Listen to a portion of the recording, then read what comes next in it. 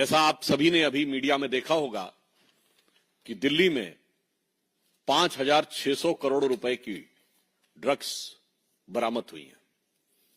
यह क्वांटिटी इसलिए महत्वपूर्ण है कि यूपीए के शासनकाल में 2006 से 13 के बीच में सिर्फ 768 करोड़ रुपए की ड्रग्स की बरामदी हुई थी पूरे भारत में। यह वो दौर था 768 करोड़।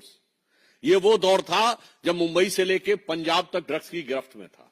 और अगर एक जगह पे 5,600 करोड़ रुपए की ड्रग्स पकड़ी गई है, और यह भी बता दूं 14 से 22 के बीच में हमारी सरकार ने 22,000 करोड़ रुपए की ड्रग्स पकड़ी, उससे अधिक चिंता की बात यह है कि इसका जो मुख्य आरोपी है, जो किंगपिन है, जिसका नाम तुषार गोयल है, जिसका डिक्की गोयल के नाम से सोशल मीडिया अकाउंट है, वो इंडियन यूथ कांग्रेस के आरटीआई सेल का चीफ है।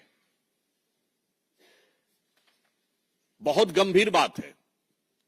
यानी अब यह बात साफ हो रही है कि राहुल गांधी की मोहब्बत की दुकान में अभी तक नफरत के सामान तो दिख रहे थे, अब नशे का सामान भी मिलने लगा है। और यह बात हम आपके समक्ष केवल आरोप लगाने के लिए नहीं कह रहे हैं। हमारे पास वो इंडियन यूथ कांग्रेस के में मुख्य आरोपी तुषार गोयल का अपॉइंटमेंट लेटर है। ये 24 मार्च 2022, और महत्वपूर्ण बात यह है कि इस अपॉइंटमेंट लेटर में राहुल गांधी जी और सोनिया गांधी जी का भी जिक्र है। मैं आपके समक्ष पढ़े दे रहा हूं। लिखा हुआ है कि dear mister Tushar, I hereby please to appoint you as chairman RTI Department of Delhi Pradesh Youth Congress with immediate effect. आगे की लाइन इंपॉर्टेंट है। Indian Youth Congress is confident that you will devote yourself time and energy further strengthening the organization with as the Congress party under the able and dynamic leadership of Sri Rahul Gandhi ji, Srimati Sonia Gandhi ji, Sri Krishna Allavar ji, in charge Indian Youth Congress, and Sri Srinivas BV, the president. अब बताइए, अब हमारा सीधे उनसे सवाल है, अगर ये आरटीआई सेल का चीफ था तो आज देश की हर जनता का ये राइट टू इंफॉर्मेशन है कि कांग्रेस पार्टी के साथ इस मुख्य आरोपी, जो इतने बड़े, शायद देश में सबसे बड़े ड्रग कंसाइनमेंट को पकड़े जाने का मुख्य आरोपी है, उसके साथ क्या संबंध है।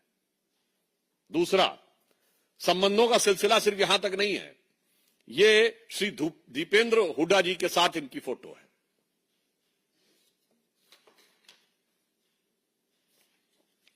मामला इतना ही नहीं है, अन्य वरिष्ठ नेता, कांग्रेस के ऑर्गेनाइजेशन सेक्रेटरी केसी वेणुगोपाल जी के साथ इनकी फोटो है। फोटो तो कई बार पब्लिक डोमेन में कोई भी खिंचा लेता है, मगर एजेंसियों को उसके फोन से दीपेंद्र हुड्डा जी का नंबर भी बरामद हुआ है। अब इसके बाद बहुत साफ हमारा मानना है कि this is a right to information of every citizen of the country and Haryana, कि कांग्रेस का इससे क्या कनेक्शन है।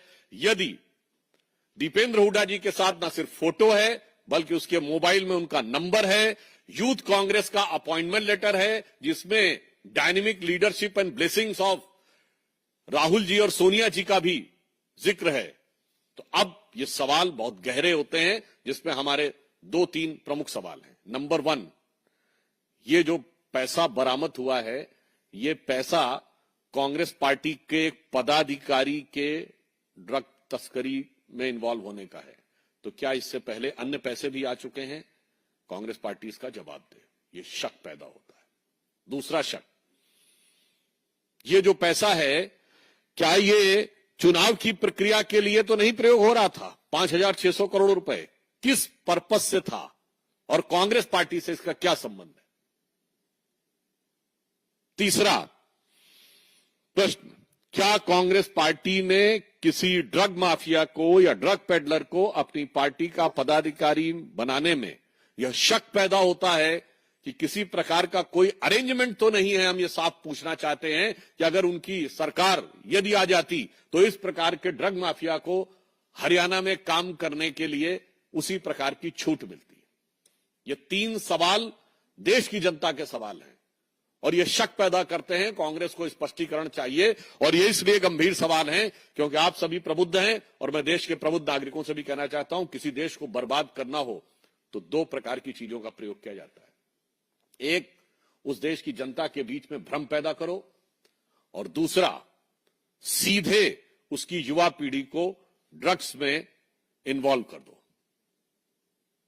आज हम ये पूछना चाहते हैं कि देश में भ्रम पैदा करने के लिए अनेक अंतर्राष्ट्रीय शक्तियों, संस्थानों के साथ कांग्रेस पार्टी के संबंध यदा कदा उजागर हो रहे हैं।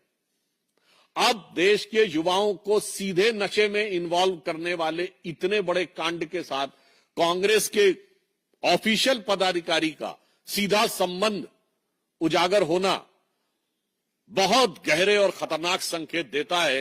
अर्थात देश कितने गहरे और गंभीर संकट में आ सकता है इन लोगों के हाथ में थोड़ी सी भी शक्ति आने से, यह आप बहुत सहज रूप से समझ सकते हैं।